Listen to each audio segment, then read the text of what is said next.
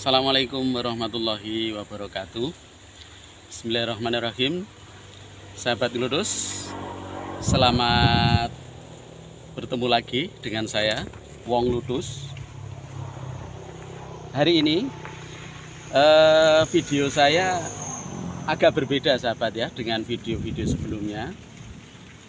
Hari ini saya ingin berbagi ya, atau belajar bersama dengan sahabat Ludus, khususnya adik-adik kita yang saat ini masih duduk di bangku SMP, MTS atau yang sederajat ya. Khususnya lagi adalah yang kelas 9 ya. Jadi nanti sahabat Ludus, mohon maaf apabila konten dari video saya hari ini lebih banyak membahas pelajaran IPA ya, yang memang saya dedikasikan untuk adik-adik kita yang masih duduk di kelas 9. Baiklah sahabat Ludus, tanpa banyak kata, tapi jangan lupa sebelumnya sebelum kita ngeludus bersama, yang belum subscribe silahkan di subscribe video ini, kemudian share, like, dan jika berkenan monggo silahkan untuk memberikan komen pada video ini. Baiklah sahabat Ludus, dan khususnya adik-adik di kelas 9 ya, saya yakin kalian baik yang saat ini masih belajar di rumah ataupun yang sudah tatap muka bersama Bapak Ibu guru di sekolah ya, saat ini kalian pada materi IPA ya, materi IPA pada bab-bab awal kalian akan membahas diajak belajar tentang reproduksi ya, reproduksi. Nah, kali ini saya sengaja untuk mengajak adik-adik semua ya untuk belajar di alam langsung ya. Jadi tidak di bangku sekolah atau madrasah, tapi kita langsung di alam. Dalam sistem perkembangbiakan yang pertama ya pada manusia, kemudian bab selanjutnya itu adalah perkembangbiakan pada hewan dan tumbuhan. Tapi saat ini saya kebetulan ada di lahan persawahan ini, ada tanaman jagung yang pas sekali untuk membicarakan tentang materi perkembangbiakan itu ya. Nah, pada saat kalian dijelaskan konsep reproduksi pada tumbuhan oleh Bapak Ibu guru kalian, pasti kalian akan disampaikan tentang pembagian pengelompokan tumbuhan. Ada yang disebut sebagai tumbuhan angiosperme, ada yang gimnosperme, dan ada yang tanaman tingkat rendah. Nah, dari 3 kelompok itu tadi ayo kita belajar bersama saya ya tentang tanaman yang angiosperme aja ya. Jadi angiosperme dulu, nanti insya Allah di video-video yang akan datang mungkin akan saya unggah juga yang jenis tumbuhan-tumbuhan yang lain ya, misalkan gimnosperme ataupun tumbuhan tingkat rendah ya.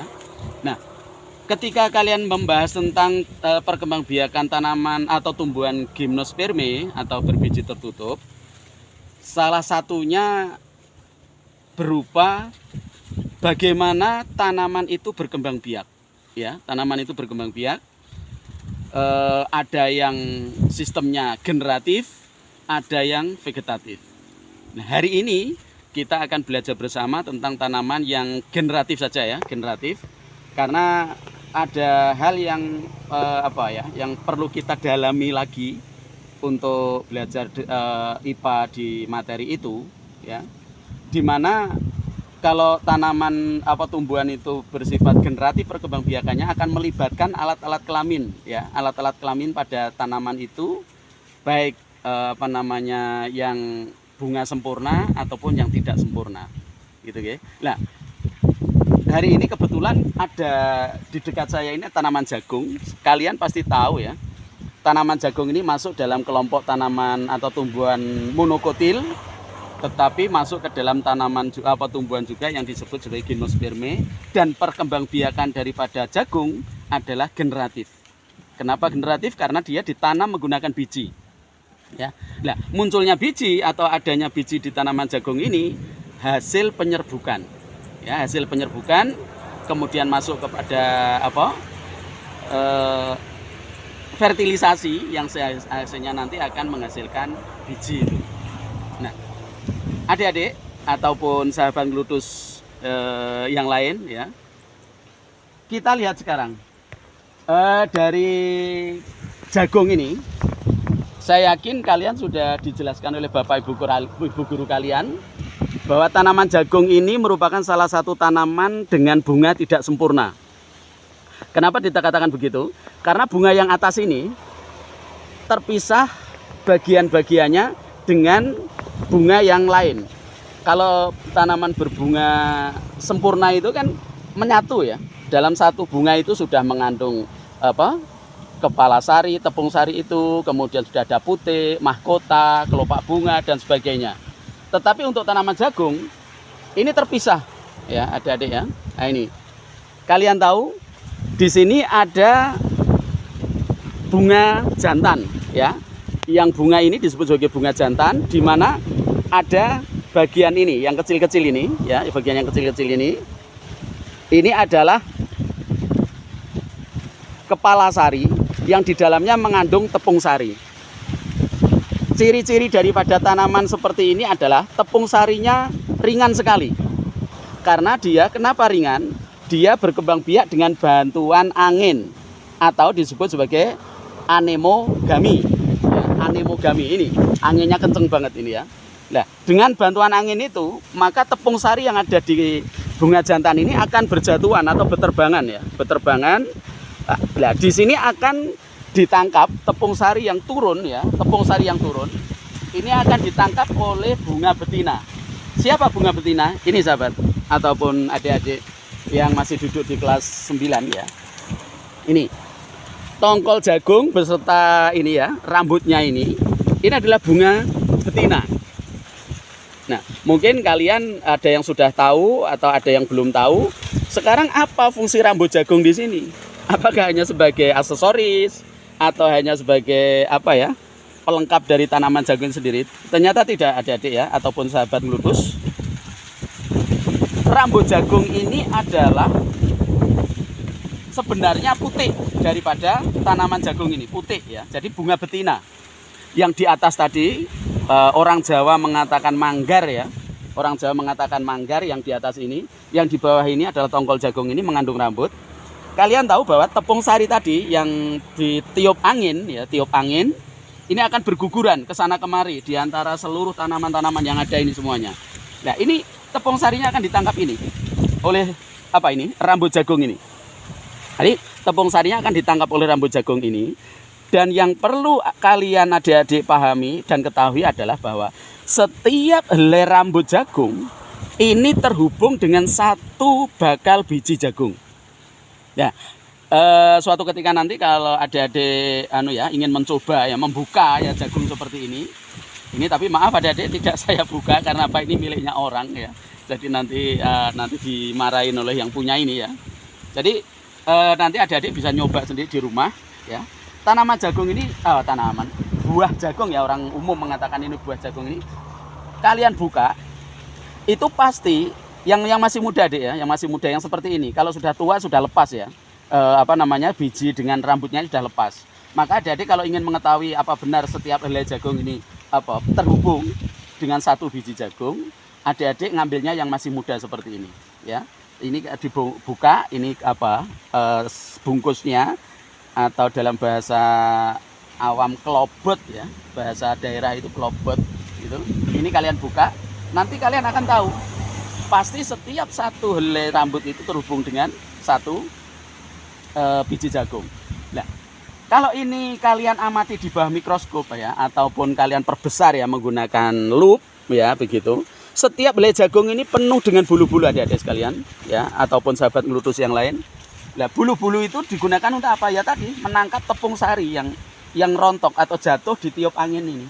Maka dikatakan sekali lagi saya sebutkan bahwa jagung ini berkembang biak dengan penyerbukannya itu dengan bantuan angin atau disebut sebagai anemogami, gitu ya, anemogami. Nah, ketika tepung sari sudah di sini, maka akan terjadi penyerbukan namanya.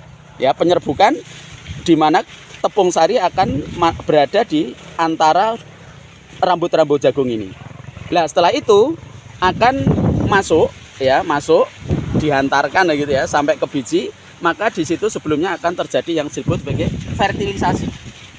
Nah, Jika seluruh rambut jagung ini menangkap tepung sari, maka seluruh biji yang ada di sini juga akan menjadi biji yang siap berisi gitu ya, berisi. Seluruh tongkolnya ini akan berisi jagung, biji jagung itu.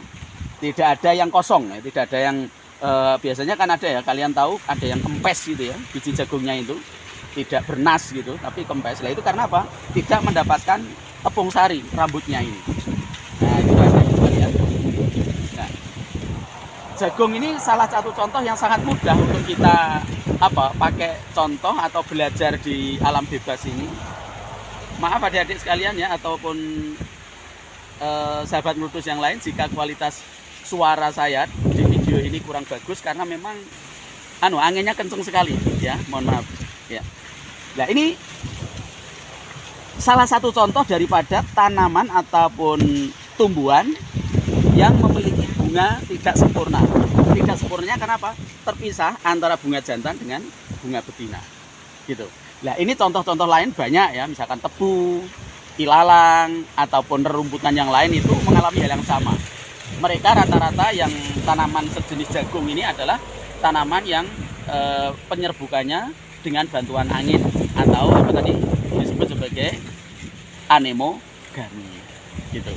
Itulah adik-adik sekalian ya, jadi belajar kita hari ini tentang salah satu contoh daripada perkembangbiakan yang saya yakin hari ini ataupun dalam waktu-waktu sekarang ini kalian sedang mempelajari itu. Baik adik-adik yang masih di rumah belajarnya ataupun adik-adik yang sudah alhamdulillah punya kesempatan untuk kembali belajar bertatap muka bersama Bapak Ibu guru di sekolah atau di madrasah masing-masing. Dan semoga adik-adik sekalian kalian bisa belajar seperti ini di alam langsung seperti ini ketika tidak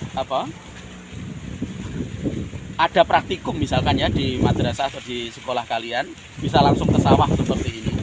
Khususnya juga adik-adik yang masih belajar di rumah ya, ketika kalian membahas tentang perkembangbiakan tanaman ini bisa langsung ke sawah seperti saya hari ini ya. Sepertinya itu saja ya yang dapat kita pelajari di sawah ini tentang perkembangbiakan tanaman yang berbunga tidak sempurna. Suatu ketika nanti kalau memang ada waktu kita akan belajar lagi tanaman yang berkembang biak secara generatif yang memiliki bunga sempurna. Oh ya, ada yang kelewat tadi sekalian ya. Ciri-ciri lain dari bunga tidak sempurna ataupun berkembang biaknya dengan bantuan angin, bunganya tidak menarik ya. Bunganya tidak menarik, tidak berwarna-warni, kemudian tidak menarik seperti ini. Karena apa? Ya memang angin gitu loh. Kalian mungkin juga sudah jelaskan oleh Bapak Ibu kalian, kalau bunganya itu berwarna bagus, mencolok, punya aroma yang wangi, itu memang bantuan penyerbukannya bisa menggunakan serangga atau menggunakan hewan-hewan yang lain. Nanti akan kita bahas di kemudian hari ya, jika nanti kita membuat video baru tentang pembelajaran IPA ini ya. Jadi demikian, mohon maaf sekali lagi kepada sahabat-sahabat Ngluthus ya. Memang video kali ini saya